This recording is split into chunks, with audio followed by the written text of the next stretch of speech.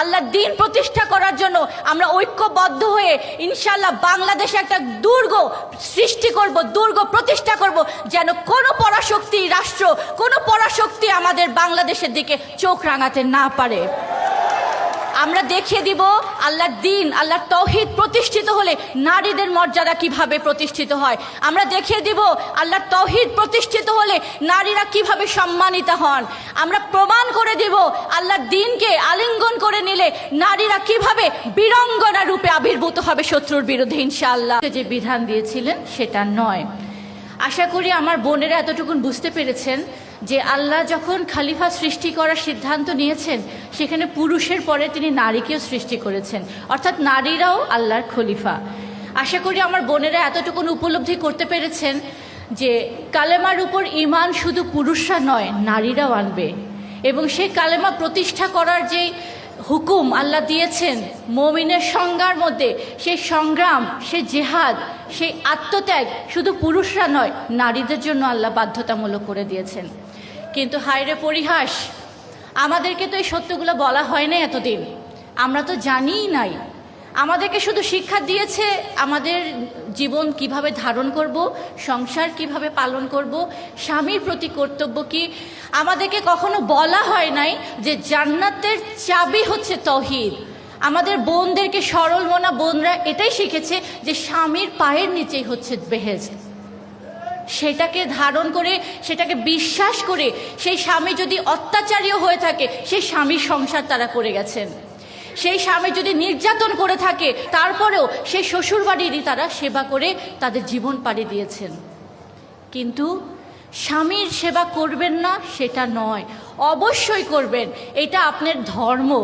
আল্লাহ আপনাকে নারী হিসাবে যখন সৃষ্টি করেছেন তখন আপনার উপর একটা বাড়তি দায়িত্ব দিয়েছেন। তার দ্বীন প্রতিষ্ঠা করার সংগ্রাম করবেন, তার সাথে আপনি সংসারের ধর্ম পালন করবেন। স্বামীর সেবা, শ্বশুর শাশুড়ির খেয়াল, বাচ্চাদেরকে ধারণ করা, বাচ্চাদেরকে পৃথিবীতে এনে তাকে সঠিক আদর্শ দিয়ে, শিক্ষা দিয়ে একজন মুমিন মুমিনা হিসেবে গড়ে তোলা, তার শরীর স্বাস্থ্য সব কিছু দেখবেন। কিন্তু শুধু সংসার নিয়ে পড়ে থেকে আল্লাহ প্রদত্ত সেই দায়িত্ব ভুলে যাওয়া, এটা তো আমাদের কথা ছিল না। এই জন্য তো আমরা পৃথিবীতে আসি নাই। আজকে আমরা যদি সারা রাতও, সারা জীবনও যদি সেজদায় পড়ে আল্লাহর কাছে শুকরিয়া আদায় করার চেষ্টা করি, হে আল্লাহ তুমি আমাকে সঠিক পথে সন্ধান দিয়েছো, হে আল্লাহ তুমি হিজবুত তৌহিদকে নিজে এই পৃথিবীতে প্রতিষ্ঠা করে, এক মহামানবের হাত ধরে এটাকে প্রতিষ্ঠা করে এক মহামানব দিয়ে তুমি এটা পরিচালিত করছো, এবং তাদের আলোচনা শুনে আজকে আমি বুঝলাম আমার পথটা কতটুকুন ভুল ছিল। যদি আপনারা বুঝে থাকেন তাহলে আজকে থেকে আপনাদের জীবনের ধারা পাল্টে যাবে। আজকে থেকে আপনি বুঝবেন আল্লাহ প্রদত্ত আপনার সবচেয়ে বড় দায়িত্ব কি। আপনি বুঝতে পারবেন যে আপনার এই পৃথিবীতে আগমনের উদ্দেশ্য কি। আল্লাহকে বিজয়ী করা। ইবলিস যে আল্লাহকে চ্যালেঞ্জ দিয়েছিল, সেই চ্যালেঞ্জে আল্লাহকে বিজয়ী করা, আল্লাহর হুকুম প্রতিষ্ঠা করার মাধ্যমে, এবং সেটা করাই হচ্ছে আপনার মুখ্য ইবাদত।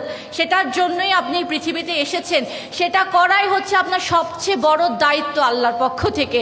এটার জন্য আপনার শিক্ষা অর্জন করতে হবে, এটার জন্য আপনার সাহস অর্জন করতে হবে, এটার জন্য আপনার শারীরিক একটা অবকাঠামো প্রয়োজন, স্বাস্থ্যবান হতে হবে, আপনার সংসার জীবনে প্রবেশ করতে হবে এবং সেই সংসার ধর্ম পালন করতে হবে। কিন্তু মুখ্য যে দায়িত্ব, আশা করি আপনারা সেটা বুঝেছেন। আপনাদের আজকে থেকে যদি জীবনের দিশা যদি আপনারা পাল্টে দেন, আপনারা যদি আজকে থেকে সিদ্ধান্ত নেন যে আমি হিজবুত তৌহিদের সাথে ঐক্যবদ্ধ হয়েছি, আমি আজকে থেকে আল্লাহর দ্বীনকে পৃথিবীতে প্রতিষ্ঠা করার জন্য আমার জীবন সম্পদ উৎসর্গ করার ওয়াদা করলাম আল্লাহর সাথে, অঙ্গীকার করলাম আল্লাহর সাথে, তাহলে এই পৃথিবীতে আপনার আসার উদ্দেশ্য সার্থক হবে। এবং আমার বোনদের উদ্দেশ্যে আমি এটা বলবো, বোনেরা আপনারা যে অন্ধকারে ছিলেন আজকে আপনারা আলোতে আসলেন, আপনারা আজকে আলোর সন্ধান পেলেন। আলোর সন্ধানে হাঁটলে সেই রাস্তার অন্তিম গন্তব্যই হচ্ছে জান্নাত। এটা আপনারা আশা করি বুঝতে পেরেছেন। এটা বুঝতে পেরেছেন আল্লাহ মুমিনকে পৃথিবীতেও সম্মানিত করেন, তাদেরকে বিজয় দান করেন, এবং পরকালে তিনি তাদেরকে জান্নাত দান করেন। এবং এই জান্নাত দেওয়ার ব্যাপারে, পুরস্কার দেওয়ার ব্যাপারে নারী পুরুষের মধ্যে আল্লাহ কোনো বৈষম্য করেন নাই। পুরুষরা যেইভাবে আল্লাহর কাছ থেকে পুরস্কার পাবে, নারীরাও পাবে যদি সে আল্লাহর রাস্তায় ভূমিকা রাখে। কিন্তু হতবাক হওয়ার কথা, দুঃখের কথা, এগুলো তো আপনারা জানতেন না, এগুলো তো আপনাদেরকে বলা হয় নাই। আপনারা কখনো শুনেছেন কিনা আমি জানি না যে রাসূল পাক সাল্লাল্লাহু আলাইহি সাল্লামের সময় প্রতিটা অঙ্গনে নারীদের পদচারণা ছিল। প্রত্যেকটা ক্ষেত্রে আল্লাহ রহমের নারীরা ভূমিকা রেখেছেন, বীরাঙ্গনার ভূমিকা রেখেছেন। এতটুকুন জানেন কিনা আমি জানি না যে আল্লাহ রাসূল শুধু তার উপর যারা ঈমান এনেছে শুধু তাদের স্ত্রীকে ঘর থেকে বের করে নিয়ে অন্যায়ের বিরুদ্ধে সংগ্রাম করেছেন তা নয়, রাসূলুল্লাহর স্বয়ং স্ত্রীরাও আল্লাহ রাসূলের সাথে সর্ব অঙ্গনে ভূমিকা রেখেছেন। আপনারা জানেন কিনা আমি জানি না যে রাসূল পাক সাল্লাল্লাহু আলাইহি সাল্লামের যখন তিনি যুদ্ধে যেতেন, নারীরা কিভাবে হাতে তলোয়ার নিয়ে তারা যুদ্ধ পর্যন্ত করেছে, কেন? আল্লাহকে বিজয়ী করার জন্য। তাহলে এত অজানা সত্য আজকে আপনাদের সামনে উদ্ভাসিত হলো, এই সত্যগুলো আজকে আপনাদের সামনে উন্মোচিত হলো, আপনাদের সামনে আপনাদের লক্ষ্য কি বুঝিয়ে দেওয়া হলো। আজকে আপনাদের পথ কিভাবে চলবেন, কোন পথে চলবেন সেটা আপনাদেরকে জানিয়ে দেওয়া হলো। যখন আপনি এই রাস্তায় হাঁটা শুরু করবেন, মনে রাখবেন বাধা আপনার আসবেই। সেটা আপনার পরিবার থেকে হতে পারে, সেটা আপনার সমাজ থেকে হতে পারে। আমাদের এই সমাজে যারা নিজেদেরকে ধর্মগুরু বলে দাবি করেন, যারা ওয়াজ মাহফিলে বয়ান করে তার বিনিময়ে টাকা নেন, তারা সবচেয়ে বড় বাধা হয়ে আপনার রাস্তায় দাঁড়াবে। তারা প্রথমেই আপনাকে বলবে যে হিজবুত তহিদ আপনাকে বেহায়া বানিয়ে দিচ্ছে, হিজবুত তহিদ আপনাকে বেপরোয়া বানিয়ে দিচ্ছে, হিজবুত তহিদ আপনাকে সংসার থেকে বের করে নিয়ে যাচ্ছে। কিন্তু প্রকৃত সত্য তো তাই নয়।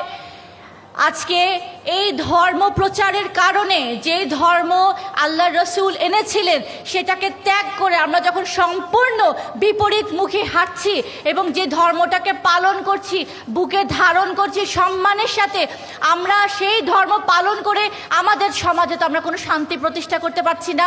আমাদের তো ফ্যামিলিতে কোনো নিরাপত্তা নাই, বাবার কাছে মেয়ে নিরাপদ না, ভাইয়ের কাছে বোন নিরাপদ না, মায়ের কাছে সন্তান নিরাপদ না। আজকে যখন একটা মাইলস্টোনের যে ঘটনাটা ঘটলো, এই হৃদয় বিদারক ঘটনা, এমন কোনো মানুষ নাই, ইভেন পাষাণ হৃদয়ের মানুষেরও চোখ দিয়ে অশ্রু গেছে। এত ভয়ঙ্কর একটা ঘটনা ঘটে গেছে। আজকে যদি এই বাংলাদেশে শত্রুদের আক্রমণ হয়ে এই বাংলার মাটিতে শুধু ঢাকা শহরে যদি একটা বোমা পড়ে, সেখানে হতাহত নিহত সেখানে কি পরিমাণ হবে সেটা কি আমরা চিন্তা করেছি কখনো?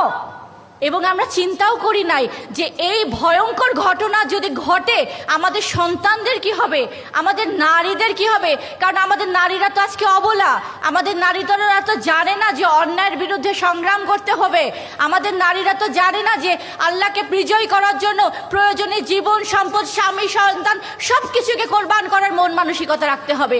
আজকে এই ঘটনায় বাংলাদেশের মানুষ এটাকে সামলাতে পারছে না, তাদের এত বড় চাপ। সেইখানে যদি আজকে শত্রু যদি আজকে আগ্রাসন শক্তি যদি আমাদের এখানে যদি হামলা চালায়, তখন আমাদের হতাহতের ঘটনা আরো বেশি ভয়ঙ্কর হয়ে যাবে। কেন? কারণ আমরা জানি না তো, আমরা তো ঐক্যবদ্ধ না, আমরা তো জানি না যে ঐক্যের শক্তিতে আমরা যমুনা স্রোতকে পর্যন্ত উল্টা দিতে পারি। আমরা তো বুঝি নাই যে একজন নেতার নেতৃত্বে যত বড় শত্রু হোক সেই শত্রুকে আমরা ভয় পাবো না। রাসূলুল্লাহ 313 জন 1000 জনের বিরুদ্ধে দাঁড়িয়ে সেখানে আল্লাহ বিজয় দান করেছেন। 1000 সৈন্য 10,000 সৈন্যের বিরুদ্ধে যুদ্ধ করে তারা বিজয় ছিনিয়ে এনেছেন। আজকে আমরা তো জানি না যে আমাদের ঐক্যের শক্তি কি পরিমাণ, এবং এই ঐক্যের শক্তি স্থাপন করার জন্য নারীরা কি পরিমাণ ভূমিকা রাখতে পারে সেই জ্ঞান আমাদের নারীদের নাই। কারণ তাদেরকে শিক্ষাই দেওয়া হয়েছে অন্তর্মুখিতা, তাদেরকে শিক্ষাই দেওয়া হয়েছে পশ্চাৎপদ থাকো, তাদেরকে বলাই হয়েছে তোমার সাহস বুদ্ধি জ্ঞান মর্যাদা কিচ্ছু নাই, তুমি ঘরের একটা জড়বস্তু হিসেবে থাকো। কিন্তু আজকে যদি এই নারীরা জেগে ওঠেন, আজকে যদি তারা তাদের আসল পরিচয় জেগে ওঠেন, তারা যদি আজকে হিজবুত তহিদের এই ডাকে নারী পুরুষ সবাই মিলে ঐক্যবদ্ধ হয়ে আমরা যদি একটা ইনশাল্লাহ এমন একটা জাতি গঠন করতে পারি যেই জাতির সামনে পৃথিবীর কোনো শক্তি ইনশাল্লাহ দাঁড় করতে পারবে না, তুলার মতন ইনশাল্লাহ উড়ে যাবে, তুলার মতন উড়ে যাবে, তারা কখনো টিকবে না। আমরা এই কথাগুলো বলছি কেন? কারণ আমরা দেখতে পাচ্ছি কি ভয়াবহ একটা সময় তেড়ে আসছে আমাদের দিকে। আমরা সেটাকে অনুধাবন করতে পারছি, আমরা সেটা চোখে দেখতে পাচ্ছি, কিন্তু আপনারা নিজেদের জীবন নিয়ে এতটাই ব্যস্ত, আপনারা আপনাদের সন্তানদেরকে লালন পালন করতে এতটাই মগ্ন, তাদের স্কুল কোচিং নিয়ে দৌড়াদৌড়ি করতে করতে সংসার সামলাতে সামলাতে আপনারা এতই ব্যতিব্যস্ত হয়ে গেছেন যে ঘরের পাশে যখন শত্রু এসে গেছে আপনাদের কোনো খেয়ালই নাই, আপনারা সেই ব্যাপারে সচেতন না। আপনারা দেখছেন যে মায়ানমার আগুন জ্বলছে, আপনারা দেখছেন যে প্যালেস্টাইনে আগুন জ্বলছে, কিন্তু সেই আগুনের তাপ আমরা এখানে অনুভব করছি। সেই আগুনের যে তাপ সেইটা ওখানে বসে নাই, সেটা গড়িয়ে গড়িয়ে বাংলাদেশের দিকেও এখন আসছে। এবং এই বাংলাদেশে এত ঘনবসতি একটা দেশ, এইখানে যদি সেরকম একটা মিসাইল পড়ে মুহূর্তের মধ্যে পুরো বাংলাদেশ পাউডার হয়ে যাবে, পাউডার। সেখান থেকে যদি আমরা বাঁচাতে চাই, এই নারীদেরকে আজকে এগিয়ে আসতে হবে, এই বোনদের আজকে এগিয়ে আসতে হবে, তাদের আসল পরিচয় নিয়ে তাদের উপরে আল্লাহ প্রদত্ত সেই দায়িত্বকে কাঁধে তুলে নিয়ে আসতে হবে, ঠিক যেভাবে রাসূল পাক সাল্লাল্লাহু আলাইহি সাল্লামের নারীরা এসেছিলেন। এবং তারা কোনো চোখ রাঙানিকে পরোয়া করেন নাই, তারা কোনো বাধাকে, কোনো পায়ের কোনো শিকল তারা বেঁধে বাসায় বসে থাকেন নাই। যেটাই তাদের পায়ে বেরি হয়ে গেছে সেই বেরিকে ছিন্ন করে তারা রাসূলের ডাকে ছুটে গিয়েছিলেন অন্যায়ের বিরুদ্ধে সংগ্রাম করার জন্য। আজকে আবারও 1500 বছর পরে সেই ডাক আজকে আপনাদের কাছে যাচ্ছে, সেই ডাক আজকে আপনাদেরকে দেয়া হলো যে সমস্ত কুপমণ্ডকতা, অসারতা, সমস্ত জড়জীর্ণতা ছিন্ন করে আল্লাহর জন্য বেরিয়ে আসেন, আল্লাহর দ্বীন প্রতিষ্ঠা করার জন্য আমরা ঐক্যবদ্ধ হয়ে ইনশাআল্লাহ বাংলাদেশে একটা দুর্গ সৃষ্টি করব, দুর্গ প্রতিষ্ঠা করব, যেন কোনো পরাশক্তি রাষ্ট্র, কোনো পরাশক্তি আমাদের বাংলাদেশের দিকে চোখ রাঙাতে না পারে। আমরা দেখিয়ে দিব আল্লাহর দ্বীন, আল্লাহর তৌহিদ প্রতিষ্ঠিত হলে নারীদের মর্যাদা কিভাবে প্রতিষ্ঠিত হয়। আমরা দেখিয়ে দিব আল্লাহর তৌহিদ প্রতিষ্ঠিত হলে নারীরা কিভাবে সম্মানিত হন। আমরা প্রমাণ করে দিব আল্লাহর দ্বীনকে আলিঙ্গন করে নিলে নারীরা কিভাবে বীরাঙ্গনা রূপে আবির্ভূত হবে শত্রুর বিরুদ্ধে ইনশাআল্লাহ। কাজেই সময় এসেছে এখন আল্লাহর তৌহিদকে প্রতিষ্ঠা করার মাধ্যমে আমার বেঁচে থাকা, আমার সন্তানের ভবিষ্যৎ নিশ্চিত করা, আমার পরিবারকে সুরক্ষিত রাখা, আমার সমাজকে একটা নিরাপদ সমাজে গঠন করা এবং আমার রাষ্ট্রকে সকল অপশক্তি থেকে হেফাজত করার সময় এসেছে। এই সময়ে আপনারা আর ঘরে বসে থাকতে পারবেন না, আপনারা এখন বেরিয়ে আসুন। আপনারা আল্লাহর জন্য, দ্বীনের জন্য, রাসূলের জন্য, ধর্মের জন্য, ইসলামের জন্য এখন আপনাদেরকে বেরিয়ে আসতে হবে। আর যদি আপনারা বেরিয়ে না আসেন তাহলে কোনো শক্তি আপনাদেরকে বাঁচাতে পারবে না, এটা ধরে রাখবেন। কখনোই আপনারা বাঁচবেন না, আপনারা পাউডার হয়ে যাবেন, আপনারা নিঃশেষ হয়ে যাবেন, আপনারা নিশ্চিহ্ন হয়ে যাবেন। বাঁচবেন একমাত্র যদি আজকে তৌহিদের উপর ঐক্যবদ্ধ হয়ে শপথ নেন, অঙ্গীকার নেন যে আমার জীবন থাকতে আমি বাংলাদেশের মাটিতে অন্য কোনো শত্রুর আগ্রাসনকে আমি এখানে টলারেট করব না। আমার জীবন থাকতে আমার এই তৌহিদকে প্রতিষ্ঠা না করার সংগ্রাম করে আমি জীবন থেকে বিদায় নিব না। আমার এই জীবনের, আমার শরীরে রক্তবিন্দু, শেষ রক্তবিন্দু থাকা পর্যন্ত আমি আমার এই মাটিকে, আমার এই দেশকে হেফাজত করার জন্য সংগ্রাম চালিয়ে যাব। যদি এই শপথ নেন তো বুঝলেন আপনারা বেঁচে গেলেন। আল্লাহ যেন আপনাদেরকে এমন একটা শপথ, এমন একটা অঙ্গীকার নেওয়ার তৌফিক দান করেন, সেটাই আমার প্রার্থনা, সেটাই আমার দোয়া। সবাই ভালো থাকবেন। আল্লাহ হাফেজ। সালামু আলাইকুম।